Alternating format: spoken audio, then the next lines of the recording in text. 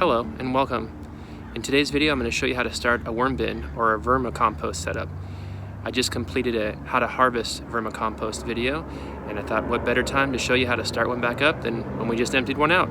Alright, so if you like this video, and I hope you do, hit the like button and subscribe. This video is intended for the beginner vermicomposter and it's just going to show you a really quick way to get going and set one up. This tray here is going to represent any bin that you might purchase online, or if you decided to start with one of these plastic bins as your vermicompost setup. So basically you need bedding. When I first started I used coconut coir, which I purchased online, but you can use already established compost if you want. And what I do is I set up with about an inch layer, and that gives them plenty of room to move around.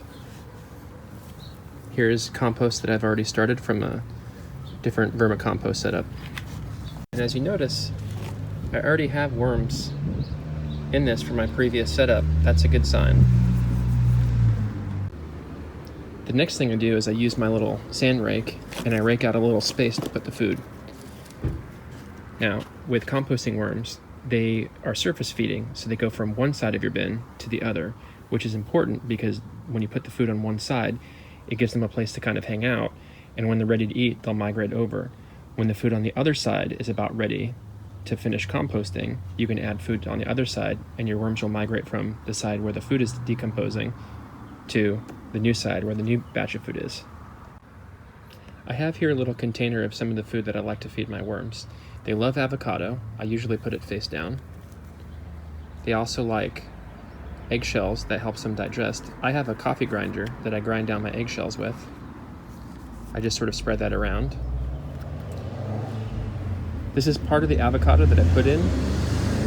The worms love this, but it takes a really long time to break down, and I usually end up adding it to my compost on the next round as well.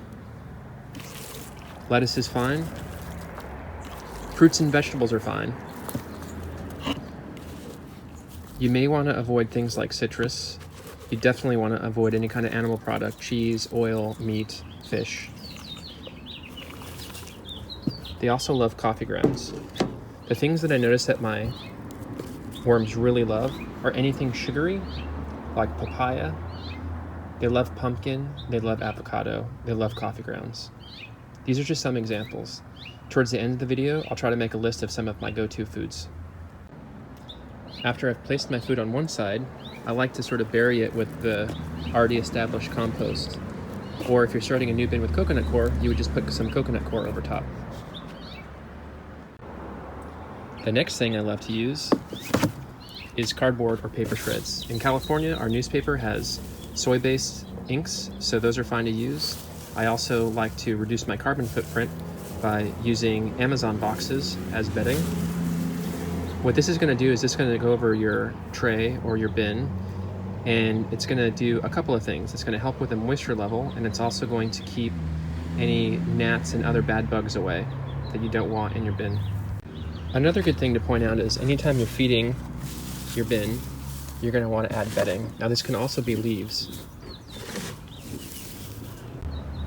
You're going to also want to cover your other side and leave a little room here to add your worms. This is a good time to mention a little something about nitrogen and carbon mixtures. So carbon's going to be any of your brown goods. That's going to be leaves, paper, things of that nature. That's going to help with keeping a balance of the moisture, but also you need to balance out the nitrogen. Nitrogen are going to be your fruit and vegetable scraps. You know, things like grass and coffee grounds are really going to speed up your nitrogen levels, and that might heat up your bin, and you don't want that. So it's very important to keep a balance of the greens and the browns. The next thing you're going to need is worms. I already have worms here, but you can also find them online. In my previous video, I talked about worm balling. So I have a papaya here that they've been swarming on, and this is where I'm going to collect my worms from.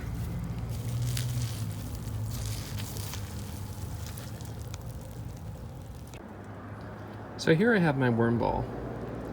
This is done by placing some papaya down on my compost bin, and when the worms attacked it and swarmed it, it was very easy to collect them. I have about 50 to 100 worms here. So hopefully you're lucky and you have a neighbor or a friend that has worms that they can give to you, or you can easily get them online. This worm bin is about 2.5 feet long and is pretty deep. For a bin of this size, I'd probably say 50 to 100 to even 200 worms would be adequate. All right, I'm going to place my worms down here,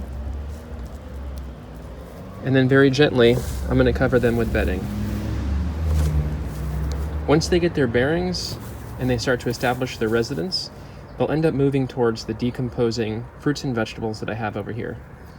Now again, you want to avoid anything that's an animal product because it could attract rodents and it's going to make your bin smell. Your bin should not smell at all. All right, I'll quickly show you my other bin here. There's a couple of things you can do here. Down here at the bottom, you can put some holes. This will help with drainage if your bin gets too wet. You can also put some holes here at the top. This will help with airflow.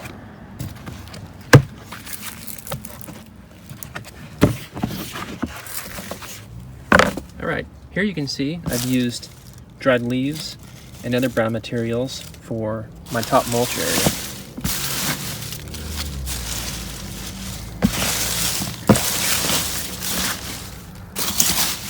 And here I have my food. So I have my food on one side, and then I have plenty of room for my worms to travel.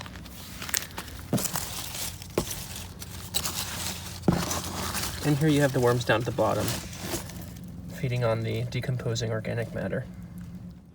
In this bin, I noticed that there were some fruit flies on the food side.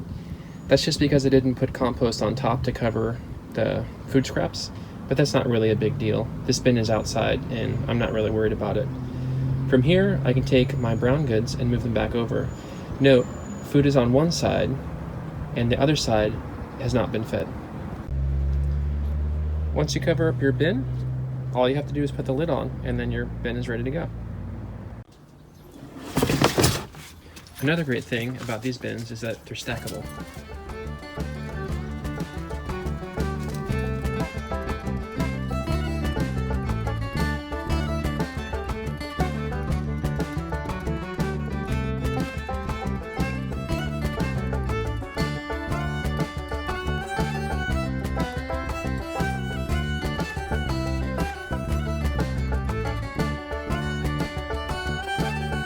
It's pretty easy to start a worm bin and be on your way to vermicomposting.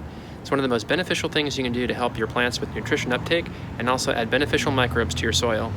It's also a great way to lower your carbon footprint by sending your fruit and vegetable scraps to your compost bin instead of to a landfill. Well, if you liked this video, and I hope you did, hit the like button and subscribe. I'll see you next time.